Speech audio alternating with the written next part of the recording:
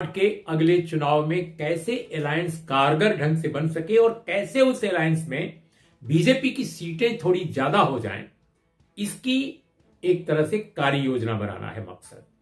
और इस मकसद के लिए तरह तरह के लोगों से मिल रहे हैं। वो रजनीकांत से भी मिलने वाले हैं।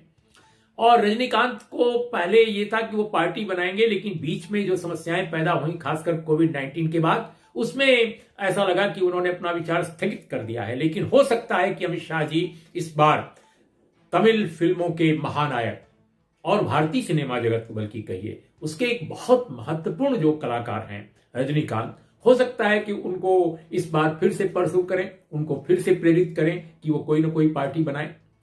पार्टी बना भी लेते हैं रजनीकांत, हालांकि उसकी समझ उसकी अभी संभावना कुछ कम है, क्योंकि उनको जो फीडबैक उनके उनके उनके चाहने वालों से मिल रहा है वो ये कि अगर वो भारतीय जनता पार्टी से या हिंदुत्व की किसी पार्टी से एलाइव करते हैं या उसके साथ, यह भी नजर आता है कि उसके साथ वो प्रकारांतर से या पर्दे के पीछे से अगर उसको वो मदद करते हैं, तो रजनीकांत को चाहने वाले जाहिर है बहुत दुखी होंगे, क्योंकि द्रविड़ कल्चर में, द्रविड़ प्रदेश में हिंदुत्व पार्टी को अभी भी पसंद करने वालों की संख्या बहुत कम है। इसके बावजूद कि भारतीय जनता पार्टी ने अन्ना द्रमुक के मौजूदा शासन को एक तरह से रिमोट कंट्रोल कर रखा है। जो वो चाहती है तमिलनाडु में अन्ना द्रमुक की सरकार वही करती है। और जयललिता के निधन के बाद तो यह हालत और ज्यादा साफ दिखाई पड़ रही है।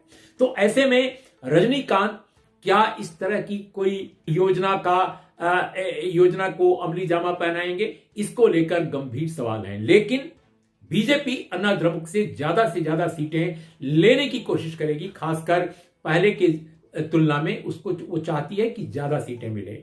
तो ये मकसद तमिलनाडु में अमित शाह की यात्रा का है। लेकिन वहां पर जो चीफ मिनिस्टर ईके पलानीसामी हैं, पलानीसामी और जो पनीर सेल्वम है जो डिप्टी चीफ मिनिस्टर, उनके सेकंड मैन हैं, इन दोनों के बीच के जो कॉन्ट्रडिक्शन है वो बीच बीच में उजागर होते रहते हैं।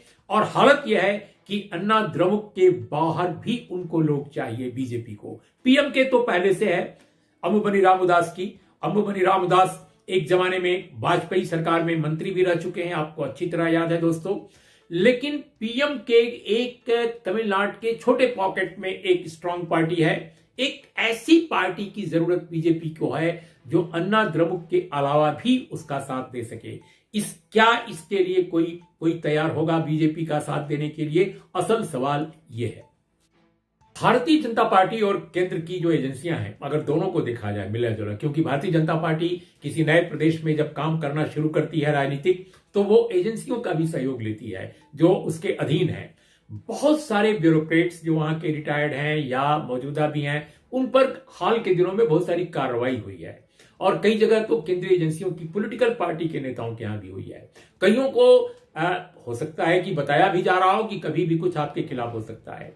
तो इसमें डीएमके के अंदर कुछ लोगों को तोड़ करके और एक फ्लोट करना, एक मोर्चा या एक पार्टी, यह भी भारतीय जनता पार्टी की स्ट्रेटजी कही जा रही है। तमिलनाडु राजनीति के समझने वाले जो लोग हैं, उनका मानना है कि जो कोशिश एक चल रही थी कि कैसे डीएमके के जो बड़े नेता हैं एमके स्टालिन, उनके भाई अलगिरी को कैसे तोड़ा जाए, ये भी कोशिश बीजेपी कर सकती है। बीजेपी के नेताओं ने तमिलनाडु के तो खुलेआम कहा कि अगर अलगिरी उनके साथ आना चाहते हैं तो उनका हम दिल खोलकर स्वागत करेंगे। और क्यों ना करें, करुणानिधि साहब का अगर बेटा भारतीय जनता पार्टी की गोद में जाकर बैठ जाए तो इससे बड़ी खुशखबरी बीजेपी के लिए क्या हो सकती है कि द्रविड़ आंदोलन के एक बड़े पुरोधा का बेटा ही अगर उसी के वंश का एक व्यक्ति चला जाए तो इससे बड़ी हिंदुत्व की जीत क्या हो सकती है। लेकिन अभी अलगिरी शायद न तो पार्टी फ्लोट करने के फिराक में है और न तो ज्वाइन करने की किसी और पार्टी को। लेकिन अभी पता चला है, आज ही की खबर है कि उनके एक निकटस्थ सहयोगी जो बहुत नजदीकी रहे हैं उनके और राज्यसभा में मेंबर रहे हैं डीएमके के, रामालिंगम साहब ने आज अमित शाह साहब की यात्रा के दौरान वहां बीजेपी ज्वाइन कर ली है। तो ये एक बड़ी खबर है तमिलनाडु में। लेकिन रामालिंगम को जानने वालों का मानना है कि भारतीय जनता पार्टी भले ही उनको अपने साथ ले गई हो, लेकिन तमिलनाडु की सियासत में मिस्टर रामालिंगम की कोई हैसियत नहीं है।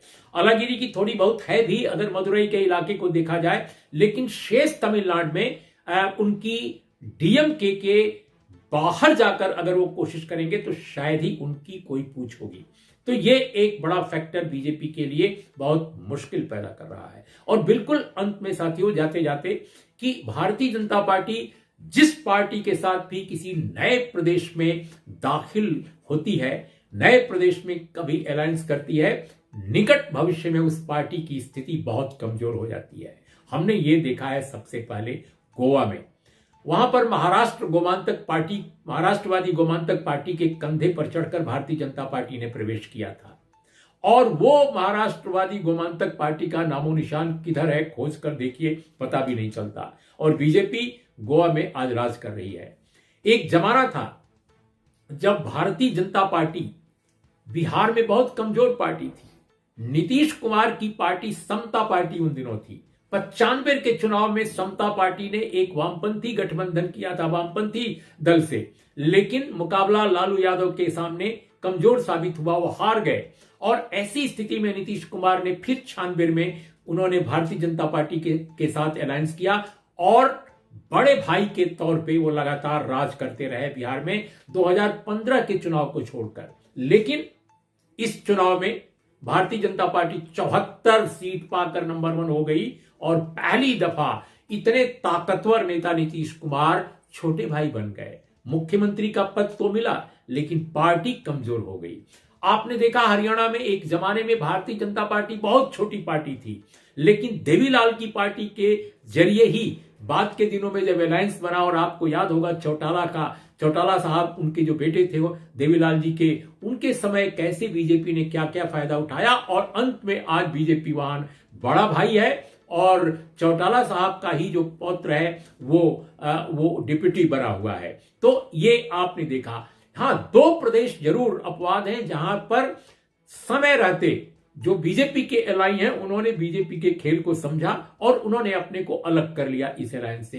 वो अकाली दल पंजाब में, अभी आप देखिए, आज ही मैंने देखा कि विक्रम सिंह मजीठा ने एक बयान दिया है कि उनका Z+ जो सिक्योरिटी है कैसे बीजेपी ने हमारे गठबंधन के अलग होने के बाद कैसे छीन लिया है, वो अब रो रहे हैं। तो अकाली दल ने अपना गठबंधन तोड़ दिया, शिवसेना ने वहां अपना गठबंधन तोड़ दिया महाराष्ट्र में, लेकिन कई प्रदेशों में भारतीय जनता पार्टी किसी दल के बड़े नेता को या तो तोड़ती है या किसी छोटे या किसी मझोले दल का कंधा तलाशती है। बंगाल में भी उसने तृणमूल कांग्रेस के कई लोगों को तोड़ा, कुछ कांग्रेसियों को भी तोड़ा। तो ये जो पॉलिटिक्स बीजेपी की है उन प्रदेशों के लिए है जहां वो कमजोर है, लेकिन जहां वो अपना पैर जमाना चाहती है। तमिलनाडु में क्या होगा अगले कुछ महीनों में बिल्कुल साफ साफ हो जाएगा। लेकिन आज अमित शाह साहब की जो मीटिंग्स हैं उनसे क्या निकलता है